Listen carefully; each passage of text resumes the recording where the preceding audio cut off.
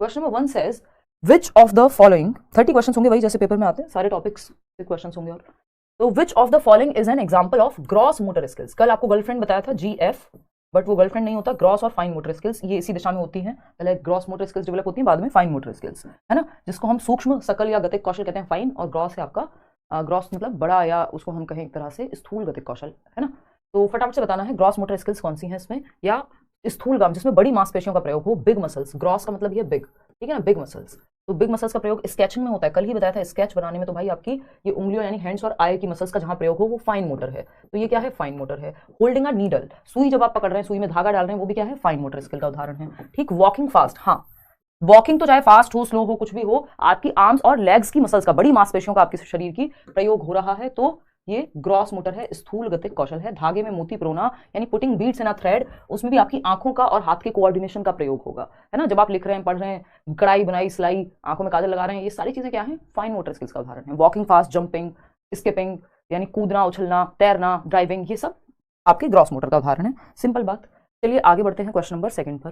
क्या पूछता है क्वेश्चन नंबर 2? ये कहता है proximo distal principle of development suggest that development proceeds from, यानी प्रॉक्सिमो डिस्टल जो विकास का अधोगामी सिद्धांत है ना, बताता है कि विकास किस ओर से किस तरफ बढ़ता है। इंग्लिश में जरूर चेक कर लीजिएगा, कई बार ये लोग हिंदी में ट्रांसलेशन में गड़बड़ कर देते हैं, तो वहां आपको दिक्कत आएगी।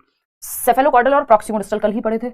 सेफेल मतलब खोपड़ी होती है, प्रॉक्सिमिटी का मतलब है सेंटर से प्रॉक्सिमिटी, यानी near to far, centre to peripheries, केंद्र से सीमाओं की ओर, जो कि आप लोग जवाब दे भी रहे हैं, centre to extremities, near to far, general to specific, ठीक है ना। कॉम्प्लेक्स टू सिंपल कुछ नहीं होता, सिंपल टू कॉम्प्लेक्स होता है। हेड टू टो आपका सेफेलोकॉर्डल है, कि पहले बच्चे का उसके सर पे कंट्रोल आएगा, फिर ये गर्दन पे कंट्रोल आएगा, फिर वो बैठना सीखेगा, फिर खड़े होना सीखेगा, पैरों पे कंट्रोल आएगा, वो है सेफेलोकॉर्डल।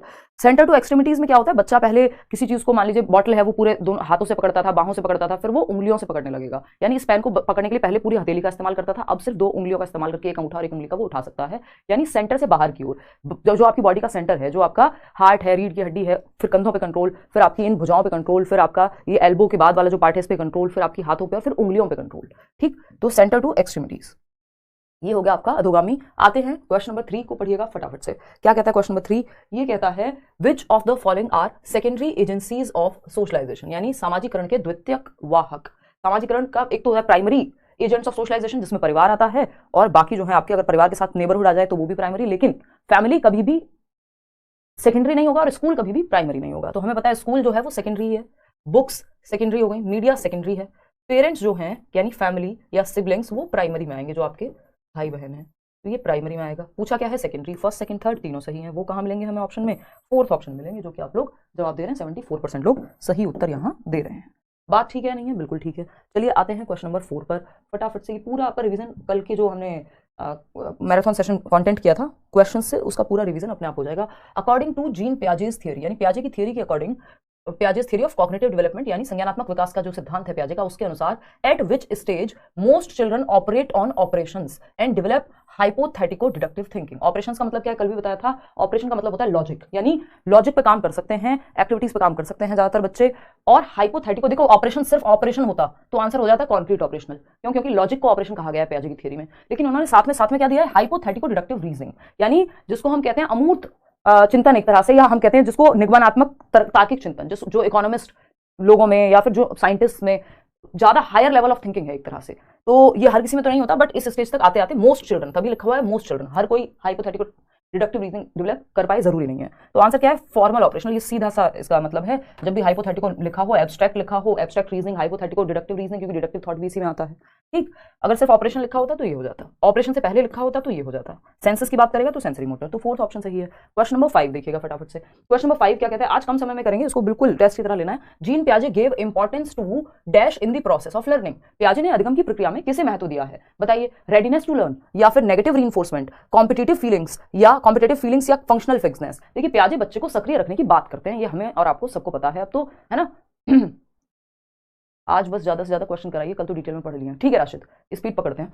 तो अगर हम बात करें, हमें पता है पियाजे, देखिए कभी भी पियाजे की, वाइगॉस्की की, ये बात मैं कल बताना भूल गई थी, वैसे क्वेश्चंस में कई बार बता चुकी हूं। कंस्ट्रक्टिविस्ट लोगों की जब भी बात होती है, रचनावादी लोगों की, वो मीनिंग मेकिंग की बात करते हैं, यानी अर्थ निर्माण की बात करेंगे, बच्चे को एक्टिव रखने की बात करेंगे, और वो कभी भी रिवॉर्ड और पनिशमेंट की बात नहीं करेंगे। पूरे पेपर में रिवॉर्ड पनिशमेंट से बचना है आपको, ये नेगेटिव है। तो नेगेटिव, एक पॉजिटिव नेगेटिव वर्ड्स का भी एक सेशन होगा कल। आपकी हिंदी की मैराथन है, हिंदी पेडागोजी की, ठीक है। तो रीइंफोर्समेंट की बात प्याजे नहीं करेंगे। कंपटीशन की, फंक्शनल फिक्सनेस तो प्रॉब्लम होती है कि आप किसी समस्या को एक ही ढंग से सॉल्व करें, वो तो लर्निंग में एक समस्या है एक तरह से। Readiness to learn, readiness to learn क्या, सीखने के लिए तत्परता। इस रेडीनेस का मतलब क्या है, एक थॉर्नडाइक है जो कहते हैं, आपके सिलेबस में नहीं है बट कभी पूछ ले तो, वो है लॉ ऑफ रेडीनेस, उनका तत्परता का सिद्धांत कि बच्चा तैयार नहीं होगा तब तक सीखेगा नहीं। लेकिन इनका रेडीनेस टू लर्न का मतलब है कि वो मैच्योर है कि नहीं है, अपनी एज के अनुसार किसी कंटेंट को सीखने के लिए रेडी है कि नहीं है। तो ये जेनेटिक्स की बात करते हैं जब ये रेडीनेस टू लर्न की बात करते हैं प्याजे, ठीक है ना। तो फर्स्ट ऑप्शन। आगे बढ़ते हैं क्वेश्चन नंबर 6 की, देखते हैं फटाफट से जवाब देना। देखना एक बार, गले में और थोड़ा आंखों में जलना, बाकी कोई दिक्कत नहीं है। देखो फटाफट से, Amarjeet considers rules as fixed and advocates that everyone should follow rules irrespective of their personal situations। यानी अमरजीत नियमों को स्थिर मानते हैं, फिक्स्ड मानते हैं, इस बात की अनुशंसा करती है कि सभी को इन नियमों का अनुसरण करना चाहिए। कल भी डिस्कस किया था, rules are rules, rules are fixed, rules are absolute. किस स्टेज में, 4th स्टेज में, ठीक। कोलबर्ग की, according to Lawrence Kohlberg's theory of moral development at which stage Amarjeet is at present, 4th stage.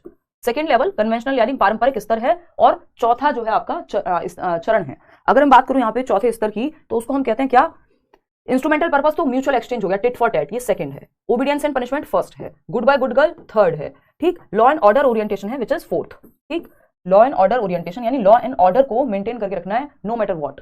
Rules को बदला नहीं जा सकता, कोई भी सिचुएशन हो आपकी, आप रूल्स तोड़ेंगे नहीं, है ना। चाहे किसी की जान जा रही हो फिर भी रेड लाइट नहीं तोड़ेंगे। ये है पर्सनल सिचुएशन को ध्यान में ना रखना, सिर्फ रूल्स पे फोकस करना, ठीक। तो ये 4th ऑप्शन है कि रूल्स परिवर्तित ही नहीं किए जा सकते। 5th में ऑप्शन होता है कि इंडिविजुअल के भी राइट्स हैं, रूल्स को परिवर्तित किया जा सकता है जरूरत पड़ने पर।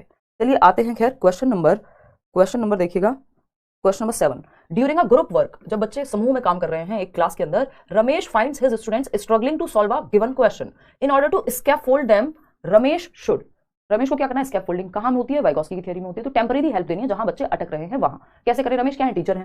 Tell them to copy the answer, copy करना एकदम खराब बात है, बच्चे को एक्टिव रखना है। Ask them to withdraw given assignment and move on to next task, यानी एक काम करो, जो प्रदत्त कार्य मिला है उसको काम को छोड़ दो और अगले टास्क पे बढ़ जाओ, जो नहीं हो रहा उसे छोड़ दो, इससे प्रॉब्लम सॉल्व नहीं होगी। Give cues hints relevant to the problem, यही बात हमने की थी। हाफ सॉल्व प्रॉब्लम देना, क्यूज देना, हिंट देना, ये सब क्या है, जिस स्टेप पे बच्चा अटके वहां पे उसको हेल्प दे देना। इन्हीं को हम पाड़ या मचान कहते हैं, इस तरह की हेल्प को, जो टेम्परेरी हेल्प है, जो अस्थायी मदद है, ठीक है ना। वो साइकिल वाला एग्जांपल भी दिया था। Complicate the question by ambiguous instructions, बच्चों को और कंफ्यूज कर देंगे, ऐसे टीचर्स भी अवेलेबल हैं मार्केट में। क्वेश्चन नंबर 3, मतलब 7th का ऑप्शन जो था वो 3rd था, मजाक करिए। चलिए आ जाओ फटाफट से। अगर हम देखें, मैम सैड क्यों हो आप आज, बिल्कुल सैड नहीं हो निशा, बस थकी हुई हूँ, बहुत अच्छी नींद आई है बहुत दिनों बाद, क्योंकि इतने दिनों से तैयारी में बिजी थी, 1 हफ्ते से ज्यादा हो गया था उस मैराथन की तैयारी में, है ना। तो मैं सैड नहीं, बस टायर्डनेस है। वैसे बहुत पीसफुल महसूस कर रही हूँ, आपका जो मैराथन का कमिटमेंट था वो पूरा हो चुका है। टू एनहेंस, अभी हिंदी और इंग्लिश का रहता है। To enhance students cognitive development, Lev Vygotsky advocated for dash, विद्यार्थियों के संज्ञानात्मक विकास के संवर्धन के लिए वाइगोस्की किसकी बात करेंगे, सोसाइटी, कल्चर और लैंग्वेज, है ना। पैसिव इमिटेशन यानी नकल की बात करेंगे नहीं, बच्चों को निष्क्रिय कभी नहीं रखेंगे, रट्टे की बात, रोट मेमोराइजेशन की नहीं करेंगे। यस, कल्चरल टूल्स, है ना। सोशल आइसोलेशन कल भी बताया था, सामाजिक पृथकीकरण नहीं करेंगे वाइगोस्की, ये नहीं कहेंगे कि समाज से अलग कर दो, है ना। सोशल इंटरेक्शन होता तो सही था। तो यूज ऑफ कल्चरल टूल्स, जो संस्कृति में कहानियां हैं, किस्से हैं, त्योहार हैं, मिलना जुलना है, ऐसे उपकरणों का प्रयोग करेंगे। क्वेश्चन नंबर 9 देखिएगा एक बार। क्वेश्चन नंबर 9 क्या कहता है, progressive education places dash at the centre of teaching learning process, प्रगतिशील शिक्षा शिक्षण अधिगम प्रक्रिया के केंद्र में किसको स्थान देती है। प्रगतिशील शिक्षा क्या है, लर्निंग बाय डूइंग, करके सीखना, बच्चे को एक्टिव रखना। कौन कहता है, जॉन डुई कहते हैं, ठीक है ना, जॉन डीवी जिनको हम कहते हैं। लर्निंग बाय डूइंग, जो हम कल चाइल्ड सेंटर्ड और प्रोग्रेसिव एजुकेशन की बात कर रहे थे कि लर्निंग जो है प्रेजेंट लाइफ के लिए होनी चाहिए, बच्चा एक्टिव होना चाहिए, सोशल कॉन्टेक्स्ट में होनी चाहिए, प्रॉब्लम सॉल्वर बने बच्चा, ये सारी कम्युनिटी के लिए प्रॉब्लम सॉल्व करे, ये सारी प्रोग्रेसिव एजुकेशन के लक्षण है, ठीक। तो यहाँ पे बच्चे को सेंटर में रखेंगे, भाई प्रोग्रेसिव एजुकेशन यानी चाइल्ड सेंटर्ड एजुकेशन, एक तरह से बच्चे को जहां सेंटर में रखा जाए पढ़ना, तो बच्चा सेंटर में रहेगा। देखिए यहाँ पे इवन एक्टिविटीज भी होती है ना, पेरेंट्स सेंटर में नहीं, टीचर्स नहीं, एग्जाम्स नहीं, इवन यहाँ एक्टिविटीज भी होती, एक्टिविटीज से भी पहले बच्चा आएगा। आता है ना, एक क्वेश्चन आया था कि चाइल्ड सेंटर्ड या प्रोग्रेसिव एजुकेशन वो है जहां सेंटर में होते हैं कौन, तो एक ऑप्शन था बच्चे यानी स्टूडेंट, दूसरा था स्कूल चिल्ड्रन, पहला था कि school children are at the centre, दूसरा था school activities are at the centre, फिर था पेरेंट्स और टीचर्स। तो स्कूल एक्टिविटीज कई लोगों ने लगा दिया था। देखिए एक्टिविटीज बच्चे के आधार पर प्लान होती हैं, इसलिए विद्यार्थी सेंटर में रहेगा, एक्टिविटीज भी विद्यार्थी के अनुसार होंगी। तो first option is the right answer over here. आगे बढ़ेंगे क्वेश्चन नंबर 10 पर, देखिएगा फटाफट से क्या है जवाब। क्वेश्चन क्या है, Ahmed wants to become a psychotherapist और counsellor as per Harvard Gardner's theory of multiple intelligences, his teachers should provide opportunities to enhance his dash intelligence. Ahmed एक बच्चा है जिसको मनोउपचारक यानी साइकोलॉजिस्ट बनना है, साइकोथेरेपिस्ट बनना है, परामर्श दाता यानी काउंसलर बनना है, काउंसलिंग करनी है लोगों की। तो टीचर्स के अनुसार या गार्डनर के अगर हम माने तो बहुबुद्धि सिद्धांत के अनुसार उनकी अध्यापिका को किस बुद्धि के संवर्धन में उनको अवसर देने चाहिए, अपॉर्चुनिटीज देने चाहिए, किस पे फोकस ज्यादा करना चाहिए जिससे वो काउंसलर बेहतर बन पाए, उस तरह की मेथड से उनको पढ़ाया जाए। तो यहाँ पे क्या होगा, ये सिंपल है, इंटरपर्सनल इंटेलिजेंस। है ना। इंट्रापर्सनल है सेल्फ, उनको अगर फिलोसोफर बनना होता है अहमद को तो हम कहते हैं इंट्रापर्सनल, स्पिरिचुअलिटी में जाना होता है तो हम कहते हैं इंट्रापर्सनल। लेकिन इंटरपर्सनल यानी साइकोथेरेपिस्ट और काउंसलर को या टीचर को किसके साथ डील करना है, भाई लोगों के साथ डील करना है। अगर आप इंटरपर्सनल में क्या होता है, अदर्स की फीलिंग्स, मोटिव्स, डिजायर्स को समझ पाना, तो यहाँ पे जब लोगों को समझने की बात आ रही है तो इंटरपर्सनल, खुद को समझने की बात आएगी तो इंट्रापर्सनल, ठीक है ना। स्पेशल है स्थान को समझना, जैसे जो स्कल्पचर है यानी जो मूर्तिकार है उसमें होगा स्पेशल, नेचुरलिस्टिक आपका गार्डनर में, फार्मर में, म्यूजिकल इंटेलिजेंस जो भी म्यूजिक को कंपोज करते हैं, सिंगर्स हुए, कंपोजर्स हुए, वो सब आ जाएंगे। तो interpersonal is the right word here या right type of intelligence. Question number 11 देखिएगा, ये क्या कहता है, while practising cooperative learning a teacher should, यानी सहयोगात्मक अधिगम, जिसकी बात वाइगॉस्की करेंगे, जिसकी बात चाइल्ड सेंटर्ड एजुकेशन करेगी, तो उस पर ध्यान देने के लिए सहयोगात्मक अधिगम का कार्यान्वयन करते समय अध्यापक को क्या करना चाहिए। सॉरी,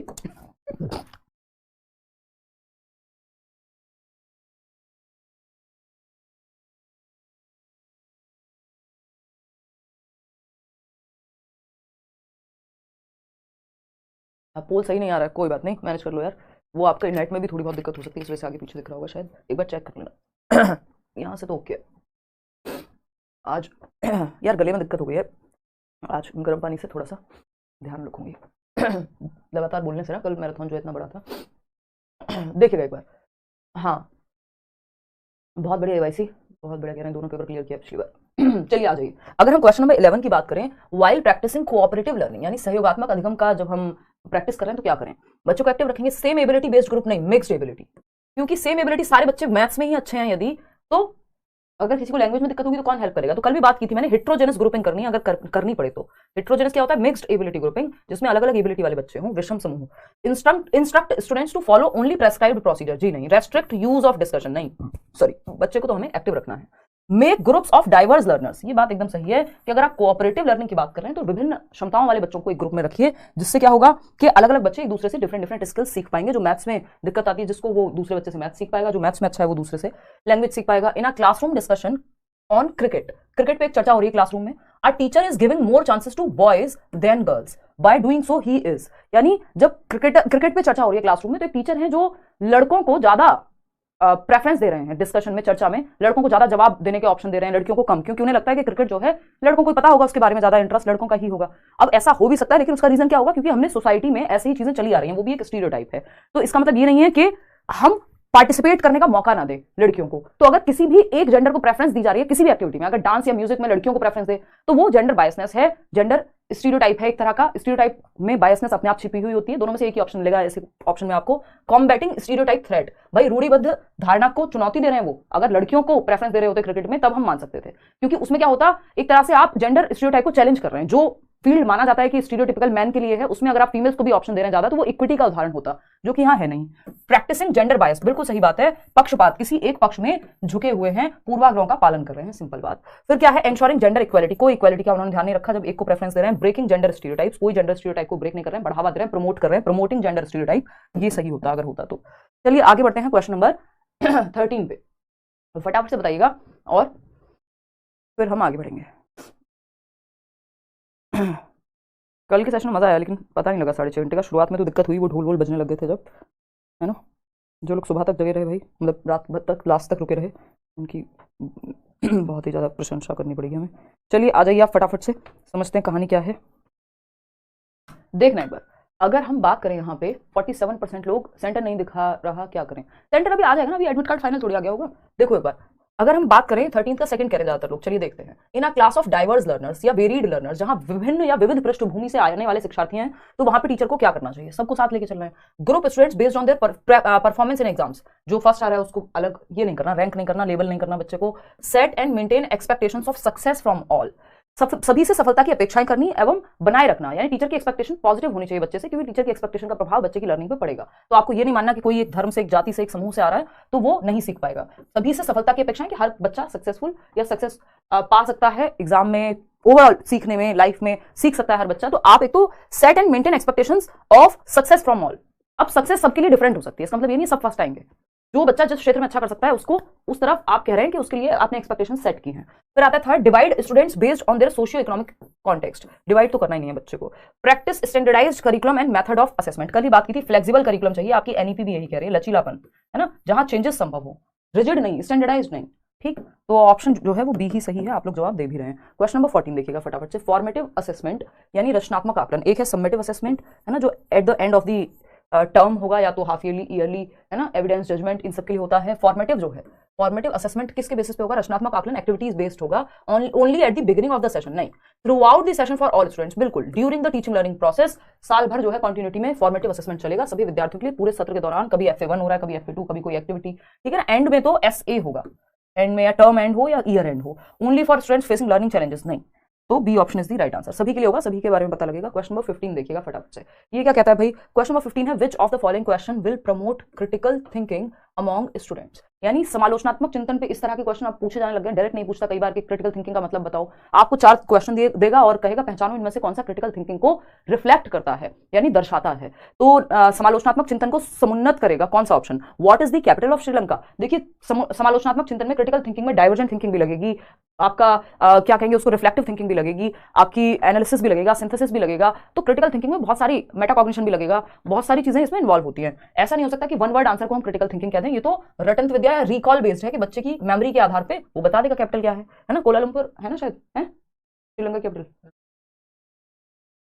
श्री जयवर्धनेपुरा, अच्छा मैं गलत बोल देती, ठीक है चलो। When is teacher day celebrated in India? आज राहुल है, निशा नहीं है, निशा चक्कर खा सकती थी इस क्वेश्चन पे। देखो एक बार, व्हेन इज निशा कहती क्या हो गया तुम्हें, इस तरह के सवाल नहीं पूछोगे। देखो एक बार, हाँ वो कोलालंपुर थोड़ा फेमस शहर है शायद, इसलिए मेरे दिमाग में रह गया होगा। भारत में अध्यापक दिवस कब मनाया जाता है? When is teacher day celebrated in India, तो ये भी आप बता दोगे यार 5 सितंबर को मनाते हैं, तो ये वन वर्ड हो गया, ये भी रिकॉल बेस्ड है, इसमें थिंकिंग कहाँ लगी, ठीक है ना। अगर हम बात करते हैं नेक्स्ट क्वेश्चन की, जो कि थर्ड है, which is the largest city in Asia. अब ये भी रिकॉल या मेमोरी बेस्ड जवाब है, ठीक है ना। अगर हम बात करें फोर्थ ऑप्शन की, how would you resolve water crisis in your city, आप अपने शहर में पानी की कमी की समस्या किस प्रकार सुलझाएंगे। तो प्रॉब्लम सॉल्विंग में क्रिटिकल थिंकिंग काम आती है ना। इसका मतलब क्या है? इसका मतलब सिंपल है कोई कह रहा है फेमस है तो सही होगा, अरे नहीं सही कहा है, श्री जयवर्धन नहीं है, हाँ चलो कौन, अच्छा okay now I got it, ठीक है चलो। हाँ वो मलेशिया की कैपिटल है भाई, कोई तो था वहां मेरा कोई फ्रेंड, इस चक्कर में मेरे को याद रह गया, वो गलती से गलत याद रह गया, मिक्स हो गई मेमोरी, ठीक है चलो आते हैं। How would you resolve water crisis in your city, आप अपने शहर में पानी की कमी की समस्या किस प्रकार सुलझाएंगे। आ जाते हैं, कोई बात नहीं, कोलंबो कह रहे हैं लोग, पहले थी, चलो कोई बात नहीं आ जाओ। देखो how would you resolve water crisis in your city, तो आप पानी के जो समस्या है उसको कैसे सुलझाएंगे। इसमें आपको प्लानिंग लगेगी, इसमें आपको रिफ्लेक्टिव चिंतन लगेगा, इसमें आपको रिव्यू करना पड़ेगा, एनालाइज करना पड़ेगा, सिंथेसाइज करना पड़ेगा, नए सॉल्यूशन निकालने पड़ेंगे, फैक्ट ओपिनियन सारी बातें जाननी पड़ेंगी। तो इसमें आपका दिमाग ज्यादा खर्च होगा, जिसमें दिमाग ज्यादा खर्च होगा उसमें क्रिटिकल थिंकिंग लगेगी, ठीक है। Question number 16, question number 16 PYQ अगर नहीं लगाए जा रहे, मतलब प्लेलिस्ट जो बनाई हुई है ना क्वेश्चन की, सिर्फ उन्हें देख लो। मैंने प्रॉपर पिछले साल की भी अलग अलग टॉपिक वाइज भी प्लेलिस्ट बनाई हुई है, इस बार भी जो भी मैं करा रही हूँ वो देख लो। अगर CDP की मैं बात करूँ तो बाकी सब्जेक्ट्स की भी बनी हुई है playlist. Concept of inclusion requires, 2 set में शेयर भी कर दूंगी। इंक्लूजन यानी समावेशन की अवधारणा क्या हमसे डिमांड करती है, ये बताना है फटाफट से। भाई अब नहीं है कोलंबो, फटाफट बताइए। फर्स्ट ऑप्शन 91% लोग। Respect of diversity and individual differences, भाई बिल्कुल सही बात है। इंक्लूजन का मतलब है आप विविधता और व्यक्तिगत भिन्नताओं के लिए सम्मान रखें, ठीक है। स्टैंडर्डाइज्ड टेस्टिंग फॉर असेसमेंट, यानी आकलन के लिए मानकीकृत परीक्षण, मानकीकृत नहीं चाहिए हमको, फ्लेक्सिबल चाहिए टेस्टिंग भी। टीचर सेंटर्ड पेडागोजी नहीं, लेबल तो बच्चे को करना ही नहीं है और सेग्रीगेट भी नहीं करना, तो एक ही चीज है जिसमें सबको इंक्लूड किया गया है, एजुकेशन फॉर ऑल, वो है फर्स्ट ऑप्शन। आगे बढ़ेंगे क्वेश्चन नंबर 17 पे, ये क्या कहता है, dyslexia poses direct challenges in the domain of, यानी कि जो डिसलेक्सिया है पठन वैकल्य किस क्षेत्र में प्रत्यक्ष रूप से चुनौती प्रस्तुत करता है। डिसलेक्सिया से किस क्षेत्र में दिक्कत आएगी, इमोशनल रेगुलेशन में, बॉडी कोऑर्डिनेशन में दिक्कत आएगी डिस्प्रेक्सिया से, क्योंकि मोटर स्किल्स बेसिकली बॉडी में नहीं, मोटर स्किल्स, बॉडी कोऑर्डिनेशन तो हो सकता है कि आपका लोकोमोटर भी हो जाए, वो डिपेंड करेगा क्या पूछा है। सोशल इंटरेक्शन में ऑटिज्म से दिक्कत आएगी, या हियरिंग इंपेयर्ड बच्चा है तो दिक्कत आएगी। कॉम्प्रिहेंशन ऑफ रिटन टेक्स्ट, हाँ ये बात एकदम सही है, लिखित विषय वस्तु के बोध में, लिखी हुई वस्तु को पढ़ने में। इसका मतलब क्या हुआ, लिखित विषय वस्तु के बोध में, यानी लिखी, ये नहीं है लिखने में दिक्कत आएगी, इन्होंने कहा कि पढ़ने में दिक्कत आएगी, जो लिखित चीज है उसको समझने में दिक्कत आएगी, इसका मतलब रीडिंग में दिक्कत आएगी। तो न्यूरोलॉजिकल प्रॉब्लम है जिसमें रीडिंग में दिक्कत आएगी। इमोशनल रेगुलेशन आपका डिफरेंट चीजों में आ जाएगा, जैसे ऑटिज्म में भी इमोशनल रेगुलेशन में दिक्कत आती है। अब आ गया ऑटिज्म का एक क्वेश्चन, अच्छा क्वेश्चन है, ध्यान से सॉल्व कीजिएगा। अगर हम बात करें क्वेश्चन नंबर 18 की, while students with autism faces several challenges in certain domains, they have strength dash which can be utilised by the teacher in teaching learning process. स्वलीनता ऑटिज्म से ग्रस्त विद्यार्थी हालांकि कुछ क्षेत्रों में विभिन्न चुनौतियों का सामना करते हैं, लेकिन उनके पास डैश का मजबूत पक्ष भी है, अध्यापक जिसका इस्तेमाल शिक्षण और अधिगम प्रक्रिया में कर सकते हैं। फटाफट से बताइए क्या जवाब होगा, बताओ जल्दी, अब देखना इसमें घूम गए आप लोग। है ना।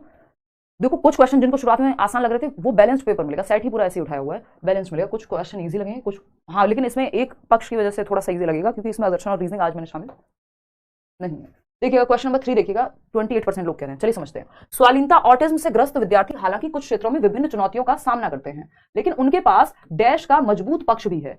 यानी मजबूती किसमें होती है, स्ट्रेंथ क्या है ऑटिस्टिक बच्चे की, फटाफट से देखना है। पहला ऑप्शन है to pay attention for minute details, यानी सूक्ष्म विवरणों पर ध्यान देना।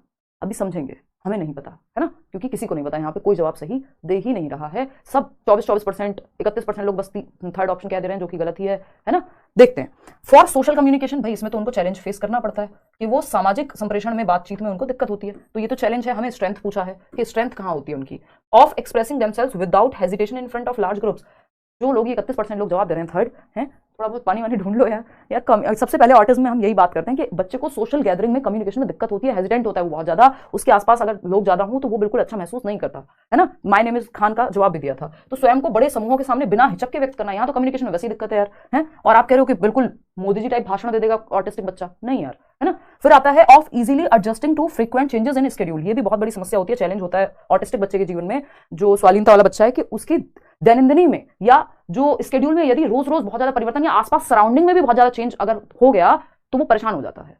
क्योंकि एडीएचडी नहीं है ये कि ध्यान लगाने में दिक्कत है। ऑटिस्टिक बच्चे कई बार बहुत, मतलब ऐसा नहीं है कि दिमाग की कमी नहीं है, लेकिन ये जो बार बार अगर फ्रिक्वेंट चेंजेस हैं, चाहे वो स्केड्यूल में हो, चाहे दिनचर्या में हो, चाहे आसपास की सराउंडिंग में हो, तो वो उससे दिक्कत में आ जाता है। इसका मतलब क्या हुआ, स्ट्रेंथ एक ही बचती है कि to pay attention for minute details. भाई जब हम ये कहते हैं, ये आपका कॉमन सेंस वाला क्वेश्चन था, कि जब हम ये कहते हैं कि जो ऑटिस्टिक बच्चा है अगर उसकी सराउंडिंग में कुछ भी चेंज होता है तो वो परेशान हो जाता है। इस रूम में आपने ये चीज यहां से उठा के वहां रख दिया, पूरा चेंज कर दिया, वो कंफर्टेबल महसूस नहीं करेगा। इसका मतलब क्या हुआ, इसका मतलब कहीं ना कहीं ये हुआ कि माइन्यूट डिटेल पे भी फोकस है बच्चे का, है ना। वो ध्यान देते हैं, वो ओवर उनको परेशान कर रही हैं चीजें, एक तरह से हर चीज पे ध्यान है, ये मान लो आप। तो minute, to pay attention for minute details, सूक्ष्म विवरणों पे भी ध्यान देने की जो प्रॉब्लम है उसकी वजह से, मतलब ये एक्सेसिव हो जाती है तो वो, हाँ मोए मोए हो गया ना, हाँ, तो ये एक्सेसिव के ज्यादा ध्यान देते हैं हर चीज पे, इसलिए तो आसपास सराउंडिंग में चेंज है, स्केड्यूल में चेंज है, या लोग अगर दिख रहे हैं तो वो ज्यादा ओवरवेल्म महसूस करेगा, बातचीत या दिक्कत होती है उसको एडजस्ट करने में। तो ये एक तरह का एक क्या कहेंगे, बेनिफिट या कह लीजिए एक स्ट्रेंथ है ऑटिस्टिक बच्चे की, कि वो ध्यान माइन्यूट डिटेल पे भी दे पाता है ना, छोटी से छोटी डिटेल पे भी ध्यान होता है। एडीएचडी में उल्टा है।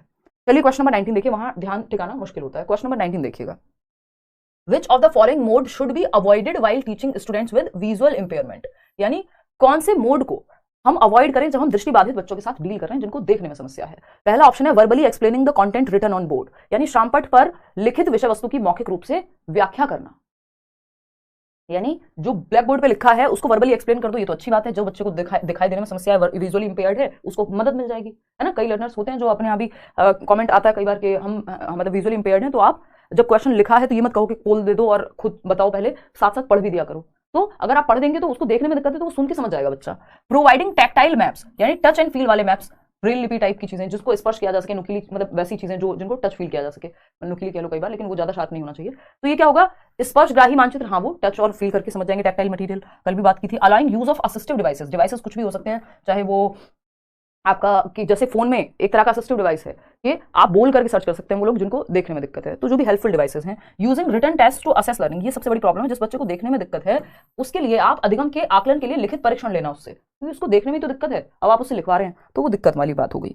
आगे बढ़ते हैं, आप ओरल क्वेश्चन पूछ लीजिए, कोई और तरीका अपना लीजिए। क्वेश्चन नंबर 20 देखिएगा, ये कहता है which of the following is not a characteristic of students with giftedness. Giftedness की 3 विशेषताएं आपको बताई थी, और हाई आईक्यू होता है 120 प्लस आईक्यू होगा कम से कम भी, वैसे तो होता है 140 130 प्लस, लेकिन इंडियन कॉन्टेक्स्ट में कई बार 120 प्लस को भी हम कह देते हैं।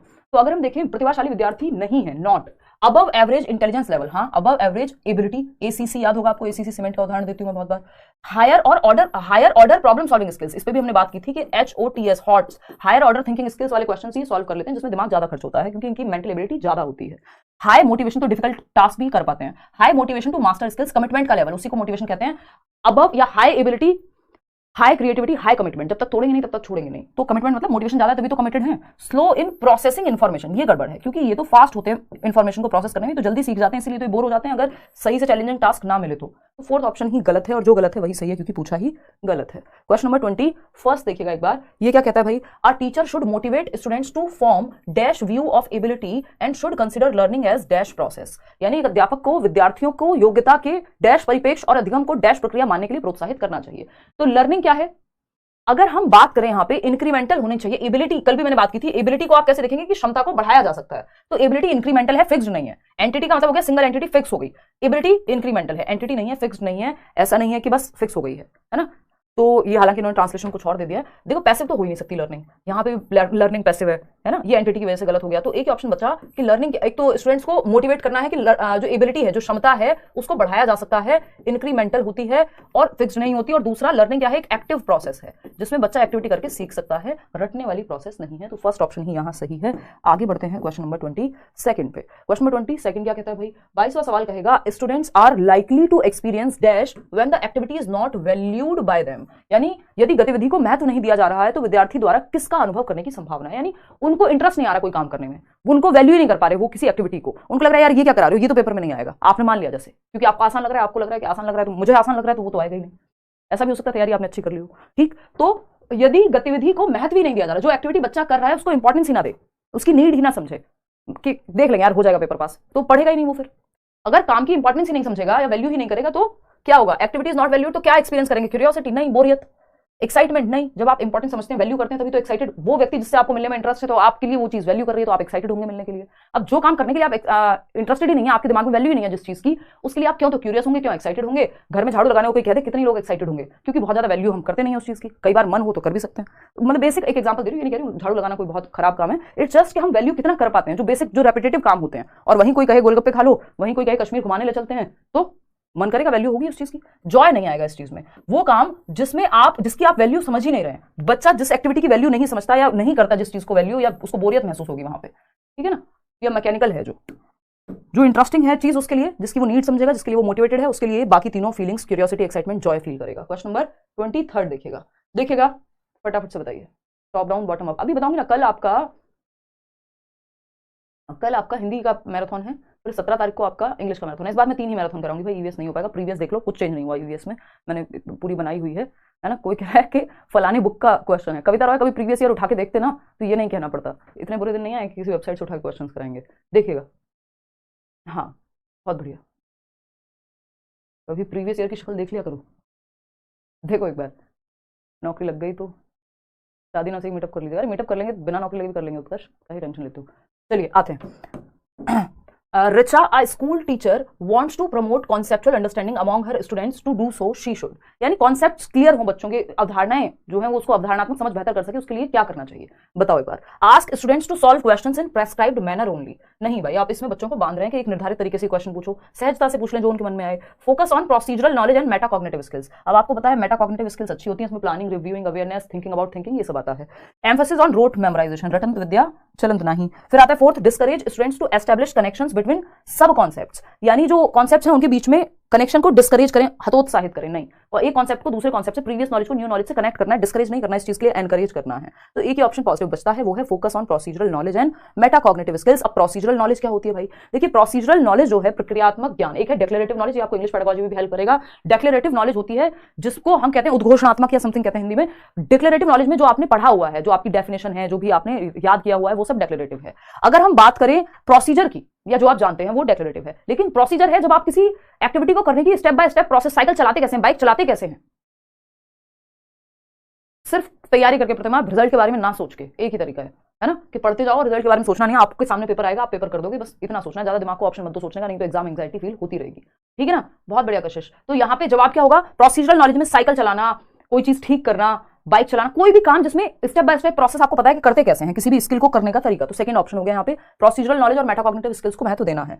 कोई बात नहीं। क्वेश्चन नंबर 24 देखते हैं, ये क्या कहता है, which of the following कैरेक्टराइजेज a socio constructivist classroom. सामाजिक रचनावादी, यानी वाइगोस्की की बात हो रही है, बच्चों को ग्रुप में एक्टिविटी करके सीखने की बात होगी।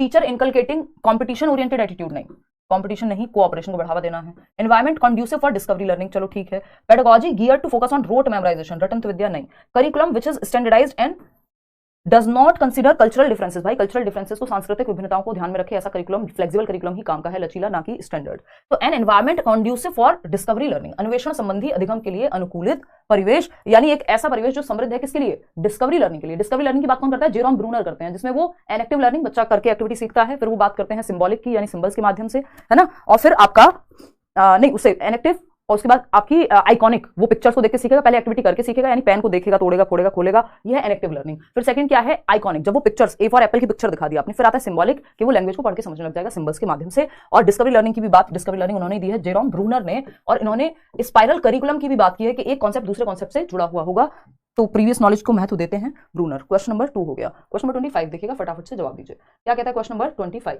देखिएगा एक बार, ये कहता है students feel more involved and engaged in the process of learning if classroom environment promotes. विद्यार्थी कक्षा में अधिगम की प्रक्रिया में अधिक सक्रिय और सहभागी बनना महसूस करते हैं यदि कक्षा का परिवेश कैसा हो। भाई बच्चे ज्यादा इन्वॉल्व होंगे, ज्यादा एक्टिव होंगे क्लासरूम में, कैसे माहौल में, जहां बच्चों को इन्वॉल्व किया जाएगा, जहां बच्चा एक्टिव होगा। सिंपल एक ही फंडा है हमारा क्वेश्चन सॉल्व करने का, बच्चे को एक्टिव रखना है, सक्रिय रखना है। इंक्वायरी अबाउट द कॉन्सेप्ट, तो बच्चा एक्टिव है भाई, अवधारणा के बारे में जिज्ञासा अगर है तो इंक्वायरी कर रहा है, तो रिफ्लेक्शन ऑन देयर थॉट्स, अपने विचारों पर विमर्श कर रहा है, प्रकाश डाल रहा है ना, आज मैंने क्या खाया था, तो इसके लिए मुझे रिफ्लेक्ट करना पड़ेगा, है ना, चिंतन करना पड़ेगा। पैसिव इमिटेशन, बच्चा पैसिव नकल नहीं करेगा टीचर की। मियर रिप्रोडक्शन ऑफ नॉलेज, यानी सिर्फ ज्ञान को उलटना, उल्टी करना उसकी, यानी मतलब बस आपने रायते की तरह फैला दिया, जो रट्टा लगाया था उसको ही उगल दिया एक तरह से, तो वो गलत चीज है। फर्स्ट और सेकंड यहां सही है कि बच्चा एक्टिव है पहले और दूसरे ऑप्शन में। आगे बढ़ेंगे क्वेश्चन नंबर 26 पे। क्या कहता है भाई क्वेश्चन नंबर 26? ये कहता है to facilitate students learning a teacher should conduct activities which are, यानी विद्यार्थियों के अधिगम को सहज सुगम बनाने के लिए अध्यापक को किस प्रकार की गतिविधियों का संचालन करना चाहिए। यानी लर्निंग अच्छी हो उसके लिए कैसी एक्टिविटीज क्लासरूम में हो जिसमें बच्चा एक्टिव रहे, रेलिवेंट हो जो उसकी एवरीडे लाइफ से। चलो फिर भी चेक कर लेते हैं। मैकेनिकल होता है 2 एकम 2 2 3 4 बार बार रिपीट करा रहे हो, पैसिव निष्क्रिय नहीं रखना बच्चे को। डी कॉन्टेक्चुअलाइज नहीं, कल ही बताया था कॉन्टेक्स्ट में पढ़ाना है, डी कॉन्टेक्चुअलाइज नहीं। प्रेजेंटेड मतलब उनके जीवन से जोड़ के नहीं, संदर्भ से हटा दिया तो फिर हटना पड़ेगा। Presented in progressive sequence from complex to simple, नहीं सिंपल टू कॉम्प्लेक्स, सरल से जटिल, ज्ञात से अज्ञात। Simple to complex, known to unknown जाना होता है, प्रीवियस नॉलेज से जोड़ करके पूर्व ज्ञान से नए ज्ञान को जोड़ना होता है, ना कि उल्टा। तो जो बच्चे के जीवन से जुड़ा हुआ हो, जो आपका एनसीएफ भी कहता है, नेशनल एजुकेशन पॉलिसी भी कहेगी। क्वेश्चन नंबर 27 देखिए फटाफट से। ये क्या कहता है भाई? Development of critical thinking. Critical thinking पे देख रहे हो कई सवाल आजकल आ रहे हैं। तो समालोचनात्मक चिंतन के विकास के लिए students can be facilitated bye emphasising on, किस चीज पे जोर दें ताकि बच्चे में समालोचनात्मक चिंतन, प्रॉब्लम सॉल्विंग बढ़े, उसका दिमाग थोड़ा सा ज्यादा वो सोचने पे मजबूर हो। क्रिटिकल थिंकिंग में वो ऑप्शन सही होगा जो आपको ज्यादा सोचने का मौका देगा, ठीक है ना। Application of learning in varied context, यानी विविध संदर्भों में अधिगम के अनुप्रयोग द्वारा, यानी अलग अलग कॉन्टेक्स्ट में, कि आप सोशल साइंस की भी कोई प्रॉब्लम सॉल्व कर रहे हैं, आप मैथ्स की भी कोई प्रॉब्लम सॉल्व कर रहे हैं, ठीक है ना। पोल जल्दी से दें क्वेश्चन पर, पोल वाले भैया से कहिए, ठीक है पोल वाले भैया। Competition to finish the task at earliest rather than understanding it.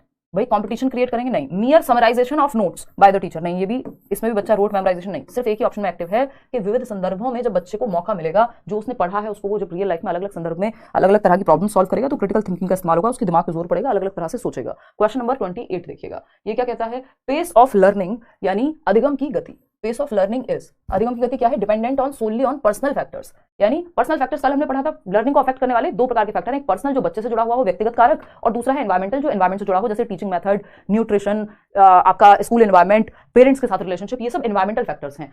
जो लर्निंग को प्रभावित करने वाला पर्सनल फैक्टर्स हैं, जो व्यक्तिगत कारक हैं, जो बच्चे से जुड़े हुए हैं, ठीक है ना। अच्छा कोई बात नहीं सुखविंदर, ऑल द बेस्ट भाई। कह रहे हैं 2 फोन से पढ़ना पड़ रहा है, यहाँ नेटवर्क इशू है, वो पोल दूसरे में दे रहे होगे। तो भाई solely depend on personal factor. Personal factor में क्या? बच्चे की एज, उसका इंटरेस्ट, उसका एप्टीट्यूड, है ना, उसका टेम्परामेंट, उसके इमोशंस, वो सब पर्सनल फैक्टर में आते हैं, जो बच्चे से जुड़ी हुई चीजें हैं। तो डिपेंडेंट ऑन पर्सनल फैक्टर्स नहीं भाई। एनवायरमेंट पे भी ढोल बज रहे हो बराबर में, कैसे पढ़ेंगे? तो लर्निंग अफेक्ट हो जाएगी। याद आ गया ना कल? डिपेंडेंट सोनली ऑन एनवायरमेंटल फैक्टर, सिर्फ एनवायरमेंट पे भी नहीं होगा। अगर इंटरेस्ट ही नहीं है आपका तो कितनी भी अच्छी किताबें, कितनी भी अच्छा माहौल, कितनी भी अच्छी बढ़िया से बढ़िया चीज आपको दे दी जाए, आप नहीं पढ़ेंगे। तो इंटरेस्ट यानी पर्सनल फैक्टर है, रुचि होना बच्चे की। Independent of both personal and environmental factors, यानी अधिगम पे ना तो पर्सनल फैक्टर का प्रभाव पड़ेगा ना एनवायरमेंट का, फिर कहां से कोडिंग थोड़ी है कि भर देंगे बच्चे के दिमाग में, किसी फैक्टर का प्रभाव ही नहीं पड़ेगा। Dependent on interaction of personal and environmental factors, व्यक्तिगत और वातावरणीय कारक की पारस्परिक क्रिया पर निर्भर करती है लर्निंग, कि कितना बेहतर पर्सनल फैक्टर, इंटरेस्ट भी हो बच्चे का, एनवायरमेंट भी अच्छा मिले तो लर्निंग अच्छी होगी। तो 4th option is the right answer. आगे बढ़ेंगे क्वेश्चन नंबर 29 देखिएगा। ऑल्टरनेटिव कॉन्सेप्शंस, ये भी किए थे कल। ऑल्टरनेटिव कॉन्सेप्शंस ऑफ स्टूडेंट्स, यानी वैकल्पिक अवधारणाएं क्या होती हैं। शुड बी डिस्करेज्ड, नहीं, इनको डिस्करेज नहीं करेंगे, एनकरेज करेंगे। बच्चा अपने अनुभव से कहता है ये चीजें। Are not related to their experience, भाई अनुभव पे ही तो बेस्ड होती है, एक्सपीरियंसेस पे ही तो बेस्ड होती हैं। Are always extremely erroneous and represents irrational thinking process, यानी बहुत ही ज्यादा ये तर्कहीन होती हैं, इनमें कोई सेंस नहीं होता, ऐसा नहीं है, ये अनुभव पे बेस्ड होती हैं। Illustrates their naive theories constructed in the process of meaning making, यानी कि अर्थ निर्माण की प्रक्रियाओं में गढ़ी गई सहज संरचनाओं को दर्शाती हैं कि जब वो दुनिया का अर्थ निकालने की कोशिश कर रहे होते हैं तो वो कुछ ऐसे नाइव कॉन्सेप्शन, एक नादान अपने कुछ कॉन्सेप्ट्स बना लेते हैं जिनको हम रॉन्ग कॉन्सेप्शन ना कहकर मिसकॉन्सेप्शन या नाइव कॉन्सेप्शन या ऑल्टरनेटिव कॉन्सेप्शन कहते हैं, जिनको चर्चा करके ठीक कराया जा सकता है, लेकिन इनको डिस्करेज नहीं करना, बच्चे को अपने तरीके से सोचने का मौका देना है। फिर अगर हम बात करें यहाँ पे नाइव कॉन्सेप्शंस की, तो अब कैसे हो सकते हैं नाइव कॉन्सेप्शंस कि भाई जब बच्चा चल रहा है तो उसको लग रहा है मेरे साथ पेड़ भी चल रहे हैं, जब मैं ट्रेन में चल रहा हूं तो ऐसा लगता था ना हम सबको बचपन में, तो वो नाइव कॉन्सेप्शन है, वो आपने अपने अनुभव के आधार पर बनाया, बेशक वो साइंटिफिकली सही नहीं है, ठीक है ना। तो fourth option is the right answer. आगे बढ़ेंगे, एक नंबर का क्वेश्चन पे आता है जरूर, क्वेश्चन नंबर 30 देखिएगा एक बार। आज के लिए आखिरी सवाल है, while teaching a concept it is important to avoid, जब आप एक कॉन्सेप्ट पढ़ा रहे हैं तो किस चीज को अवॉइड करना चाहिए, एक अवधारणा को समझाते समय किस चीज को अवॉइड करें, लाइक शेयर करने को अवॉइड बिल्कुल ना करें, बाकी किसी भी चीज को आप अवॉइड करें, सीखने को अवॉइड ना करें। दूसरा लास्ट ऑप्शन है, ये लास्ट क्वेश्चन है, फटाफट से बताना। धन्यवाद आगे। जुकाम हो गया, दिमाग खराब हो रहा है। हाँ यार विवेक, जुकाम से ज्यादा दिमाग खराब दुनिया की शायद कोई ही चीज करती होगी, है ना। जुकाम नंबर 1 पे रखेंगे, ब्रेकअप नंबर 2 पे, है ना। लोगों के दिल टूटने का दर्द होता है, नहीं, जुकाम का दर्द सबसे बढ़िया खतरनाक, जो अच्छे वाला कोल्ड अगर हो जाए तो बैंड बजा देता है हफ्ते हफ्ते भर तक। तो आप जो है स्टीम लें, कुछ उसका जुगाड़ ढूंढें, एकदम तो जाएगा नहीं। मेरा भी गला खराब ही है ज़्यादा बोलने के कारण। 120 प्लस आ रहे हैं, बहुत बढ़िया, ज़्यादा ही आएंगे मनीषा उससे, अगर प्रीवियस ईयर में 120 प्लस आ रहे हैं तो। कोई कह रहा आप 1 क्वेश्चन पीछे चल रही हैं पूल से, नहीं भाई आपके नेटवर्क में दिक्कत होगी उसकी वजह से, इतना तो अंतर नहीं आएगा। देखिएगा क्या अवॉइड करना है एक कॉन्सेप्ट को पढ़ाते समय, making connections among different aspects of the concept, यानी चीजें जोड़ करके पढ़ाना, एक कॉन्सेप्ट से जो इंटर रिलेटेड चीजें हैं उनको कनेक्ट करके पढ़ाना, ये अच्छा होता है कनेक्शंस बना के पढ़ाना। ये तो सही, अवॉइड क्यों करेंगे इसको, तो एनकरेज करेंगे। हाईलाइटिंग कॉज इफेक्ट रिलेशंस, किस चीज के होने से, कारक प्रभाव, धूप के निकलने से कपड़े सूखते हैं क्या, कॉज एंड इफेक्ट है। गिविंग, तो ये तो अच्छी बात है कि रिलेशनशिप बता रहे हैं आप किससे क्या होगा। Non examples are related to concept, giving non examples related to concept, कल ही बताया था जब आप बर्ड का एग्जांपल दे रहे हैं तो आप एरोप्लेन का भी एग्जांपल दें कि ये एरोप्लेन नहीं होता, बेशक उड़ता हुआ नजर आता है, तो एग्जांपल और नॉन एग्जांपल इंपॉर्टेंट होते हैं। Presenting the content of concept disconnected chunks of information, कल ही हमने बात की थी, कॉन्टेक्स्ट में या कनेक्शन में सीखना है, डिस्कनेक्टेड चंक जो बच्चा जिससे कनेक्ट ही ना कर पाए, ऐसी जानकारी कि आपने एक चैप्टर ये पढ़ाया और दूसरी चीज उससे जुड़ी हुई वहीं बतानी थी, आपने 4 चैप्टर बाद बताई तो समझ ही नहीं आएगा। तो संप्रतियों की विषय वस्तु को जानकारियों के असंबंधित खंडों के रूप में प्रस्तुत करना नहीं, संबंधित खंड, कनेक्टेडनेस के साथ पढ़ाना है, एक टॉपिक दूसरे टॉपिक से जोड़ के पढ़ाना है, प्रीवियस नॉलेज से कनेक्ट करना है, ठीक है ना। बहुत बढ़िया जी। सलमान कह रहे हैं 30 आउट ऑफ 30, आज तो बहुत सारे लोग 30 आउट ऑफ 30, 28 आउट ऑफ 30 इस तरह के मार्क्स लेकर के आ रहे हैं। कल की मैराथन ना देखिए वो आप देख लीजिएगा और अपने नोट्स रिवाइज कर लो और प्रीवियस ईयर कर लो, इतना इनफ हो जाएगा, कोई दिक्कत नहीं है।